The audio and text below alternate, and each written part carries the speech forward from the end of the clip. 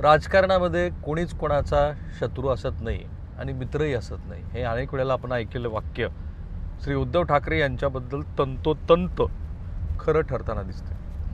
त्यांनी पंतप्रधान पदासाठी ज्यांनी त्यांचा पक्ष फोडला असं त्यांचं मत होतं अगदी काही काळापूर्वी, त्या श्री देवेंद्र फडणवीस यांना पाठिंबा दिला आहे. आणि महत्त्वाचं म्हणजे अमित शहा हे देवेंद्र फडणवीस यांची अडचण करतायत, त्यांचं करिअर त्या अडचणीत आणतायत.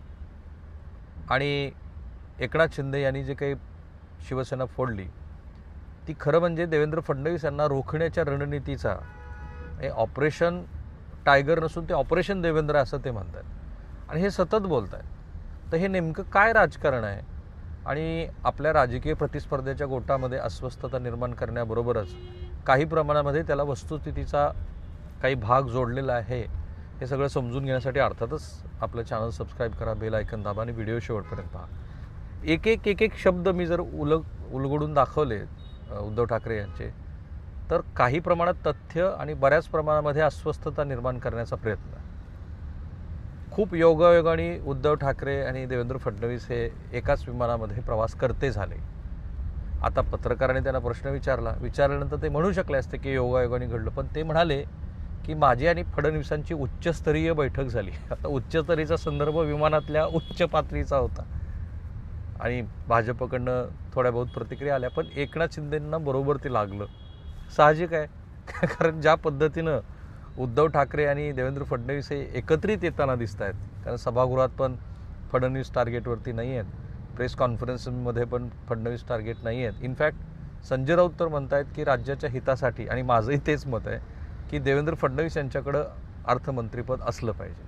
राज्याची सद्यस्थिती आणि देवेंद्र फडणवीस यांना असलेला एकूणच सगळ्या विषयांचा आवाका ते पाहता हे बरोबर आहे. खास करून जे काही इन्फ्राचे प्रोजेक्ट्स आणि 1 ट्रिलियन इकॉनॉमीच्या दृष्टीनं असा समज असलेला नेता महाराष्ट्रामध्ये असायला हवा, म्हणजे त्यांच्याकडे अर्थमंत्रीपद असायला हवं. जसं नितीन गडकरी यांच्याबद्दल माझं मत आहे की त्यांच्याकडचं रस्त्याचं आणि बाकी व्हिजन म्हणून त्यांच्याकडं चांगलं व्हिजन आहे. जसं शरद पवार यांच्याकडं शेतीविषयक व्हिजन आहे.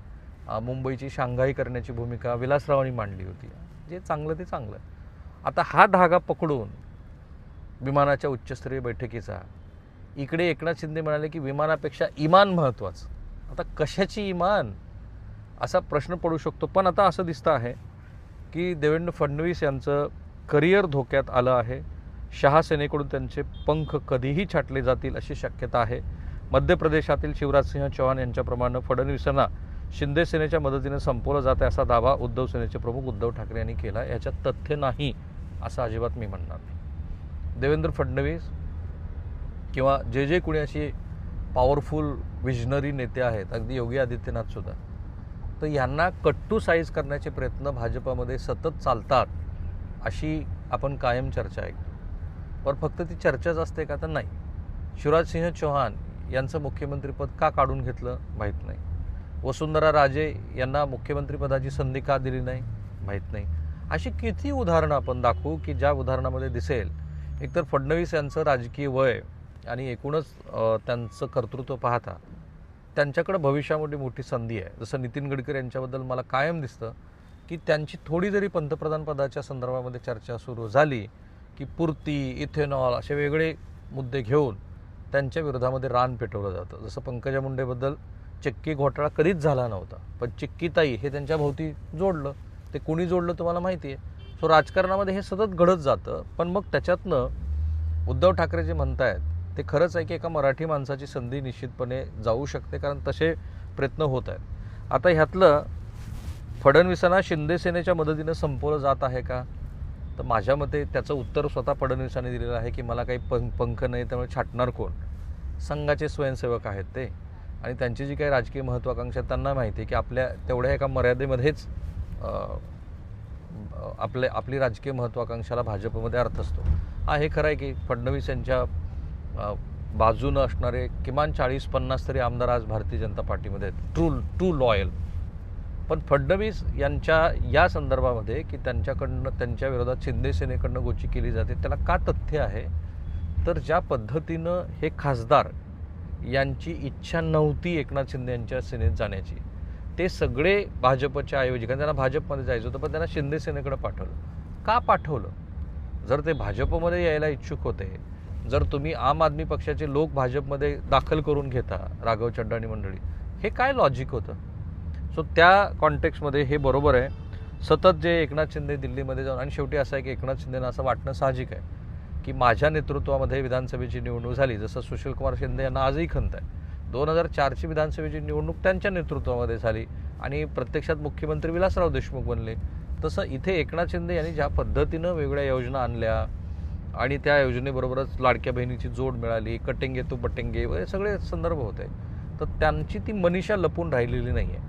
आणि 135 आमदार असलेल्या भाजपच्या नेतृत्वाला मागं सारून आपण मुख्यमंत्री बनवू शकतो असं त्यांचा दुर्दम्य अशा पद्धतीचा विश्वास आहे. आणि म्हणून ते शांत बसत नाहीत. त्यांना काहीही करून मुख्यमंत्री व्हायचं आहे आणि 2029पर्यंत त्यांची थांबायची तयारी नाही. त्या कॉन्टेक्स्टमध्ये ते सतत दिल्लीला जातात आणि फडणवीसांच्या संदर्भामध्ये तक्रारी करतात अशी माहिती असते. अधूनमधून मग त्यांना गणेश नाईक, कधी रवींद्र चव्हाण ही मंडळी त्यांच्या विरोधात वक्तव्य करत राहतात. हा धागा बघितला तर उद्धव ठाकरे यांचं म्हणणं त्या कॉन्टेक्स्टमध्ये बरोबर आहे. पुढं ते असंही म्हणाले की राष्ट्रीय स्वयंसेवक संघ सांगेल तोच राज्याचा मुख्यमंत्री होत होता, पण आता शहा सेना याबाबत निर्णय घेत आहे. संघ हाच भाजपचे राजकीय धोरण ठरवत होता. आता मात्र भाजप हा संघाचा ऐकायला तयार नाही. संघाचं भाजपवर कोणतंही नियंत्रण राहिलेलं नाही आहे. केंद्रीय मंत्री नितीन गडकरी हे संघाचे खूप जवळचे नेते होते, पण त्यांची ताकद शहा सेनेनं कमी केली आहे. Absolutely true. नितीन गडकरी यांना 1000 कोटीपेक्षा अधिकच्या नव्या प्रकल्पाची घोषणा करताच येत नाही किंवा त्यांच्या एकूण विजनला केंद्रीय पातळीवरती फार काही महत्त्व आहे असं दिसत नाही. ती जी काही 7 जणांची कोर कमिटी आहे केंद्राची, त्याच्यात सदस्य आहेत, पण मला नाही वाटत की अमित शहा आणि नरेंद्र मोदी हे कोणाचं ऐकत असतील. आणि साहजिक आहे, बघा त्या दोघांनी पण प्रूव्ह केलं आहे स्वतःला. देशाच्या पातळीवरती भाजपनं जे काही ठरवलं होतं, म्हणजे आता हे संघाच्या कॉन्टेक्स्टमध्ये बोलतो आहे, संघाला काय होतं? राम मंदिर हवं होतं, राम मंदिर झालं. बंगाल कधी जिंकेल असं वाटलं नव्हतं, बंगाल जिंकलं. कलम 370 हटेल असं वाटलं नव्हतं, ते हटलं. मग तुम्हाला नितीन नबीन भाजपचे अध्यक्ष हवेत की आणखी कोण, याच्याशी काय देणं घेणं असं जर अमित शहा म्हणत असेल तर ते साहजिक आहे. कारण पक्ष कसा चालवायचा, किती आणि कोणत्या पातळीचं राजकारण करायचं हे आता नंबर 1 आणि नंबर 2 देश पातळीवरती सिद्ध करून दाखवलं आणि ते त्यांचं कर्तृत्व आहे. 24/7 ते राजकारण करत राहतात. आणि अशा वेळेला संघाला असं वाटत होतं, विशेषतः JP नड्डानंतर, की JP नड्डांचं ते वक्तव्य होतं की आता निवडणुका जिंकण्यासाठी संघाची गरज नाही आहे. त्याची परिणिती काय झाली ते दिसतंच आहे आपल्याला. पण JP नड्डा म्हणजे सरकार आणि राष्ट्रीय अध्यक्ष ह्या 2 वेगळ्या बाजू असायला हव्यात असा आग्रह होता संघाचा. पण तो आग्रह नितीन नबीन यांच्या नियुक्तीनंतर तो मोडून काढला आणि संघाचं भाजपमध्ये काही चालत नाही हे आता दिसलं. पण मला आश्चर्य वाटतं की काळ्या टोपीवाल्यांचं हिंदुत्व असा प्रश्न विचारणारे उद्धव ठाकरे हे मात्र हल्ली संघाबद्दल इतकं चांगलं बोलायला लागले. त्याचा अर्थ असा की शत्रूच्या गोटामध्ये, राजकीय प्रतिस्पर्ध्याच्या गोटामध्ये जितकी अस्वस्थता तयार करता येईल तेवढी अस्वस्थता तयार करण्याच्या प्रयत्नाचा त्यांचा भाग आहे. सगळ्यांना माहिती आहे की एकनाथ शिंदे आणि देवेंद्र फडणवीस यांच्यामध्ये राजकीय सुप्त संघर्ष आहे आणि त्या सुप्त संघर्षाला वेगवेगळे पदर आहेत. पण संघाबद्दल ते एवढं चांगलं बोलत आहेत हे फार इंटरेस्टिंग आहे. आता ते असं म्हणतात की मुख्यमंत्री फडणवीस यांच्यावरतीही तेच होत आहे जे नितीन गडकरी यांच्याबद्दल झालं. पुढील काळात पंतप्रधान पदासाठी त्यांचं नाव चर्चेत येऊ शकतं. या शक्यतेनं त्यांना संपवलं जात आहे. त्यासाठी शिंदे सेनेची मदत दिल्लीतील नेतृत्व घेत आहे. फडणवीस यांनी पंतप्रधान होण्याची इच्छा व्यक्त करावी. मराठी माणूस म्हणून आपण त्यांना पाठिंबा देण्याचा विचार करू. खूप इंटरेस्टिंग. अर्थात शिवसेनेचा तो इतिहास आहे. म्हणजे ज्या वेळेला महाराष्ट्रातून प्रतिभा पाटील यांचं नाव पुढं आलं तर त्यांनी कशाचाही विचार केला आणि त्यांनी थेट प्रतिभा पाटील यांना पाठिंबा दिला. हे बाळासाहेब होते आणि मराठी माणूस म्हणून आपल्या राजकारणाचा भाग म्हणून उद्धव ठाकरे ते करूही शकतात. देवेंद्र फडणवीस यांच्यामध्ये पंतप्रधान होण्याची क्षमता आहे का? तर महाराष्ट्रातल्या कुठल्याही व्यक्तीला विचारा आहे.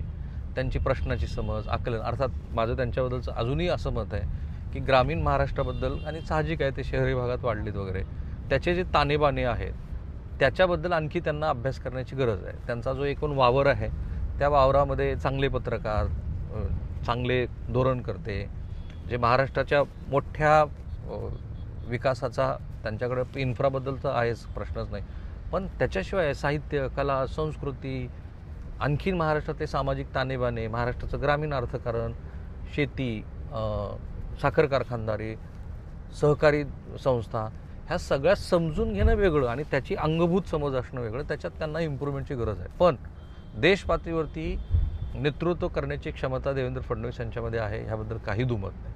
ह्या कॉन्टेक्स्टमध्ये जर बघितलं तर महाराष्ट्रातनं अशा पद्धतीचा पाठिंबा फडणवीसांना मिळू शकतो. तो धागा उद्धव ठाकरे घेत आहेत. सांगायचा मुद्दा हा की आपल्या राजकीय प्रतिस्पर्ध्यांच्या गोटामध्ये अस्वस्थता निर्माण करण्याबरोबर उद्धव ठाकरे बऱ्याच अंशी खरं बोलत आहेत. स्पर्धा फडणवीसांची शहाबरोबर असणारच आहे आणि त्याच्यातनंच एकनाथ शिंदे हे आपल्या बाजूनं काही सोंगट्या वळत आहेत का असा प्रयत्न करत राहणारच आहे. हेच तर महाराष्ट्राचं राजकारण आहे. थांबूया. चॅनल सबस्क्राईब करायला विसरू नका. थँक्यू.